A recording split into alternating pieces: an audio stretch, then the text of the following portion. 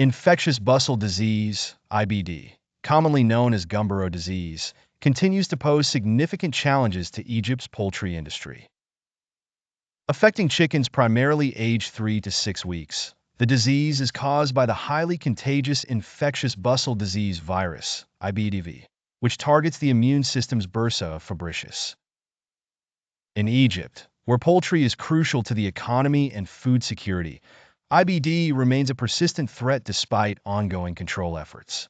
Initially reported in Egypt in the 1980s, IBD is now endemic.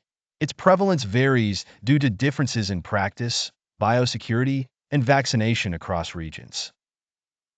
Very virulent IBDV, VVIBDV, strains have complicated the situation, posing high pathogenic risks with severe mortality. Genetic variations in circulating strains further highlight the virus's adaptability and its challenging evasion of current control measures. Economically, IBD results in direct losses from mortality, reduced productivity, increased treatment and vaccination costs, and the long-term impacts of immunosuppression. The disease compromises vaccine responses and increases susceptibility to other infections like Newcastle disease. The clinical presentation in Egypt ranges from severe cases with high mortality and distinct symptoms to subclinical infections leading to susceptibility without obvious signs. Diagnosis involves clinical observation, necropsy, and laboratory techniques like ELISA and PCR. Controlling IBD in Egypt faces challenges like viral mutations, suboptimal vaccination due to administration issues, vaccine storage, and maternal antibodies reducing efficacy. Financial constraints and poor biosecurity in small or backyard farms worsen the situation.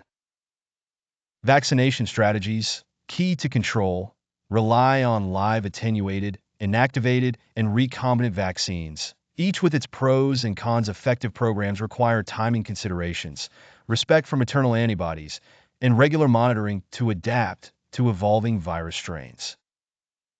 Improved biosecurity, essential to limiting disease spread, involves strict hygiene, movement control, isolation, and regular disinfection.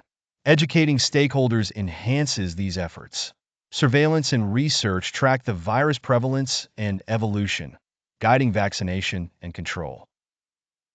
Molecular epidemiological studies aid understanding, while collaborative research initiatives strengthen efforts. Government and industry support includes subsidies, veterinary programs, and regulatory enhancements, although challenges in remote areas persist. Future prospects hinge on technological advances in vaccines, enhanced surveillance with digital tools, and a collaborative culture among stakeholders.